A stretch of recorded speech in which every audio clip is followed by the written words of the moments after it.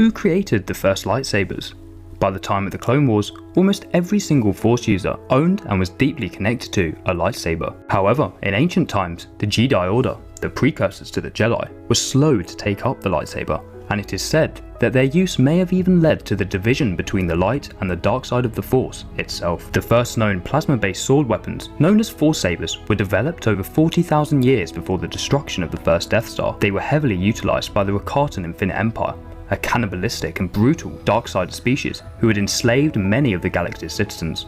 However, it is also possible that these Force sabers preceded even the ancient Infinite Empire, as much of their technology had been stolen from the Qua, a client race of the even more ancient Celestials. These Force sabers required a Force Hound to assemble. Force Hounds were Force-sensitive slaves of the Rakata, who sought out worlds that were strong in the Force for the Rakata to conquer. By using darkside alchemy and lab-grown Ebon crystals, these Force Hounds could channel the dark side of the Force to emit a plasma blade, creating some of the earliest variants of the lightsaber. However, these early sabers had a strong connection to the dark side and would cause its user to become further corrupted. Around 10,000 years after the invention of the Force saber, a Jedi Master of Typhon was able to use Force rituals to create what would become known as the First Blade, the first ever saber that was attuned to the light side of the Force.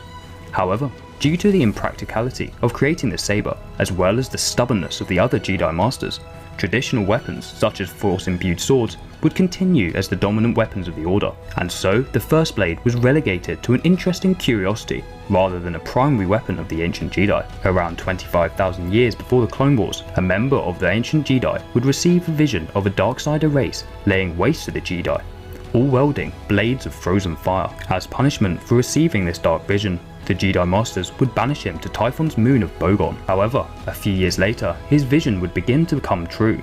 A Force Hound scout from the Infinite Empire would crash land on Typhon, confronting a few young Jedi. Using his Force saber, he would cut through the Jedi's metal swords with ease, showcasing the superiority of plasma-based blades. Eventually, the Force Hound was defeated, and he was redeemed to the light and would show the ancient Jedi how to construct the Force sabers. However, despite their superiority, many Jedi would still reject their use due to their strong affinity to the dark side. This would all change after the Rakatan invasion of the Typhon system. Many Jedi would take up the use of the Force saber to defeat this new enemy, despite the risks, eventually driving the Rakata from the system. In large part because of these new weapons, some Jedi would continue to use the Force sabers, further causing a divide within their ranks.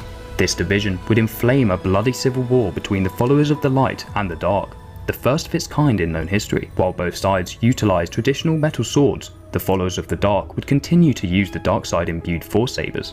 After a decade of fighting, the war was abruptly brought to an end after Typhon's planetary biosphere was destroyed in an apocalyptic cataclysm, largely brought on by the war destabilising the balance in the Force. The followers of the dark escaped the Outer Rim, while the followers of the light relocated to Ossus, renaming themselves the Jedi. The Jedi would study the Force sabers as well as the legendary First Blade, desiring to create a frozen laser beam that was more attuned to the light side of the Force. The result of this research led to the development of the protosaber. These saw the use of kyber crystals for the first time, providing the weapons with an affinity for the light side of the Force, as well as a more intense plasma beam. However, as they were not powered by the dark side, as the Force sabers had been, they required battery packs and cables in order to work. They also had a very limited battery life compared to laser sabers, greatly reducing their utility in combat. Proto-sabers were heavily utilised within the 100-Year Darkness and the Great Hyperspace War, and they were pitted against traditional Force-imbued swords as well as new exotic weaponry made of Beskar.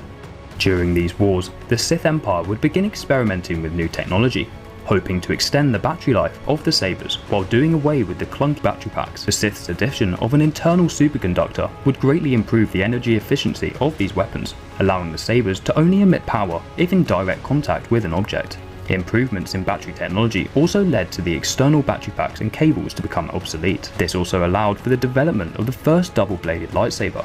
Around the same time, improvements in shielding technology made blasters much less effective, elevating the lightsaber as one of the most effective weapons in the galaxy. Despite the Sith's many technological breakthroughs in developing the modern saber, many Sith refused to adopt them. They argued that the brutal and bloody nature of the traditional blades allowed for a stronger connection to the dark side, despite their obvious inferiority. However, the Jedi recognized how these new modern lightsabers could give them an advantage over the Sith, and in less than 200 years, almost every single Jedi owned a lightsaber. Around the same time, the Sith would discover how to manipulate the lightsaber crystals using the dark side, creating the Sith's signature red blade that was much more in tune to the dark side. After this, the Sith would finally adopt lightsabers as their primary weapons, consolidating the lightsaber as the weapon of choice for Force users for the remainder of galactic history.